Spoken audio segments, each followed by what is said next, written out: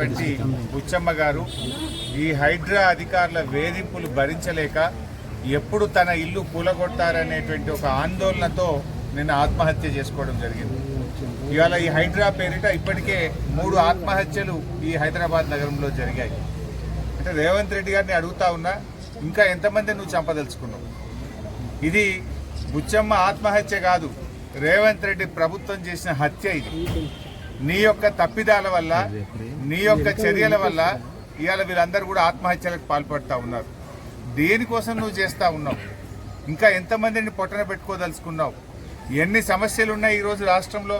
ఇప్పుడే గాంధీ ఆసుపత్రిలో మేము మా ఎమ్మెల్యే గారు రావడం లేట్ అయితే అక్కడ నిలబడి చూస్తూ ఉంటే మెడికల్ షాప్ దగ్గర లైన్లలో నిలబడి మందులు కొనుక్కుంటున్నారు. అంటే గాంధీ లాంటి ఆసుపత్రిలో కనీసం పేద ప్రజలకు మందులు లేవు. పారాసిటమాల్ కానీ, కడుపులో గ్యాస్ వస్తే ఇవ్వాల్సినటువంటి మందులు కానీ, సిరప్లు కానీ, చిన్న చిన్న మందులు కూడా లేక అన్నీ బయటకు రాస్తుంటే మెడికల్ షాపుల్లో మందులు కొనుక్కుంటున్నారు. అంటే ప్రభుత్వ ఆసుపత్రుల్ని నిర్వీర్యం చేసిండు రేవంత్ రెడ్డి గారు. గవర్నమెంట్ హాస్టళ్లు, స్కూళ్లలో పిల్లలకు పురుగులు అన్నం పెడితే, నీళ్ల చారు పెడితే తినలేక స్కూల్ పిల్లలు రోడ్ల మీదకి వస్తున్నటువంటి పరిస్థితి ఉన్నది. ఇవాళ రాష్ట్ర వ్యాప్తంగా కరోనా మరియు మలేరియా, డెంగ్యూ, చికెన్ గున్యా తదితర వ్యాధులతో లక్షలాది మంది ప్రజలు బాధపడుతున్నారు. ఆ పనుల మీద రివ్యూ చేయవా అంటే కూల్చే పని మీద పడ్డడినా. నువ్వు కట్టే పని చేయి, హైదరాబాద్ నిలబెట్టే ప్రయత్నం చేయి, కానీ ఈ పిచ్చి ప్రయత్నాలు మానుకో, కూల్చివేతలు మానుకో, పేద ప్రజల ఉసురు పోసుకోవద్దని రేవంత్ రెడ్డి ప్రభుత్వాన్ని హెచ్చరిస్తున్నాం. వెంటనే అన్ని పార్టీలు అఖిలపక్ష సమావేశాన్ని పిలవండి. హైదరాబాద్ జీహెచ్ఎంసీ పరిధిలో ఎమ్మెల్యేలతో సమావేశం పెట్టండి. వాళ్ళందరి అభిప్రాయాలు తీసుకోండి. ఎవరిచ్చిన అనుమతులు? నీ కాంగ్రెస్ ప్రభుత్వ హయాంలో, గత తెలుగుదేశం ప్రభుత్వ హయాంలోనే వాళ్ళ ప్లాట్లు రిజిస్ట్రేషన్లు అయినాయి. వాళ్లకు గ్రామ పంచాయతీలు, మున్సిపాలిటీలు పర్మిషన్లు ఇచ్చిండ్రు. వాళ్ళకు నల్ల బిల్లు కడుతున్నారు, కరెంటు బిల్లు కడుతున్నారు, మున్సిపల్ ట్యాక్స్ కడుతున్నారు. కొన్ని సంవత్సరాల నుంచి వాళ్ళు అక్కడ జీవిస్తా ఉన్నారు. 30 ఏళ్ళు 40 ఏళ్ళ నుంచి జీవిస్తా ఉంటే నువ్వు నేలమట్టం చేసే అధికారం నీకు ఎవడిచ్చాడు అని మేము అడుగుతా ఉన్నాం. మూసీ సుందరీకరణ పేరిట వేల మంది ప్రజలను నిరాశ్రయం చేసే ప్రయత్నం చేస్తున్నావు. 2013 భూసేకరణ చట్టం ప్రకారంగా ఎవరైనా పేదలను, నిర్వాసితులను వాళ్ళ ఇండ్లు తీసుకోవాలంటే వాళ్లకు ఇంటికి నష్టపరిహారం ఇవ్వాలి, వాళ్ళకు కొత్తగా డబుల్ బెడ్రూమ్ ఇల్లు కట్టియాలి, జీవనోపాధి కింద 5 లక్షల రూపాయలు ఇవ్వాలని నీ కాంగ్రెస్ ప్రభుత్వం 2013 చట్టం చెప్తా ఉన్నది. కానీ నువ్వు ఎక్కడో ఒక డబుల్ బెడ్రూమ్ ఇస్తా, ఇల్లు ఖాళీ చేసిపోండి అంటే వాళ్ళు ఆడపోతే వాళ్ళ బతుకుదెరువు ఎట్లా, పని ఎట్లా దొరకాలి, ఉపాధి ఎట్లా, అదేది మాట్లాడవు.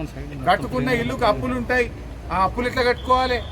ఇంటికి లెక్కించి R&B అధికారులతో లెక్క చేసి ఆ ఇంటికి ఎంత డబ్బు ఇవ్వాలనో ఆ ఇంటికి ఇవ్వాల్సిన నష్టపరిహారం ఇవ్వాలి, జీవనోపాధి కింద 5 లక్షల రూపాయలు ఇవ్వాలి, ప్రత్యామ్నాయంగా 2 బెడ్రూమ్ హౌస్ కూడా ఇవ్వాలి.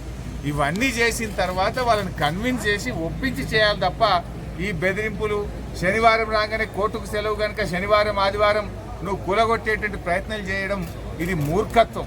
ఇది నువ్వు పిచ్చిగా చేస్తూ ఉన్నావు. ఇవాళ ప్రజలే ఉసురు పోసుకుంటా ఉన్నావు. ఒక ముఖ్యమంత్రిగా పేదలకు సాయం చేస్తావా, పేదలకు కన్నీళ్లు పెట్టిస్తావా? ఇవాళ హైదరాబాద్లో లక్షలాది మంది ప్రజలు నిద్రపోని పరిస్థితి తెచ్చినావు. శనివారం ఆదివారం వస్తే ఎప్పుడు ఏమవుతుందో అని ప్రజల్ని భయభ్రాంతులకు గురి చేసేటువంటి ప్రయత్నం చేస్తూ ఉన్నావు. ఇప్పటికైనా పిచ్చి పనులు మానుకో. నువ్వు ప్రజలకు ఇచ్చిన హామీలు అమలు చేయి, పేదలకు మేలు చేసే ప్రయత్నం చేయి. ఒకవేళ నువ్వు తీసుకోవాలంటే 2013 భూసేకరణ చట్టం ప్రకారంగా వాళ్ళ హక్కులన్నీ కాపాడిన తర్వాతనే వాళ్ళను ఒప్పించి అఖిలపక్ష సమావేశం పెట్టి ఎమ్మెల్యేలతో మాట్లాడి చేయాలి తప్ప బలవంతంగా చేస్తే మేము బీఆర్ఎస్ పార్టీ చూస్తూ ఊరుకోదు. ఇంకా ఇలాంటి దయచేసి ఎవరు కూడా ఆత్మహత్యలు చేసుకోవద్దని కూడా పార్టీ తరఫున విజ్ఞప్తి చేస్తా ఉన్నాం. పోరాటం మీ వెనుక మేమున్నాం. బీఆర్ఎస్ పార్టీ ఎమ్మెల్యేలు ఉన్నారు, కేసీఆర్ గారు ఉన్నారు. మా పార్టీ మొత్తం మీకు అండగా ఉంటుంది. దయచేసి ఎవరు ఆత్మహత్యలు చేసుకోవద్దు, ధైర్యంగా ఉండండి, జీవించి పోరాడాలి. మనం పోరాడి సాధించుకోవాలి తప్ప ఎవరు ప్రాణం తీసుకోవద్దని కూడా విజ్ఞప్తి చేస్తున్నాం.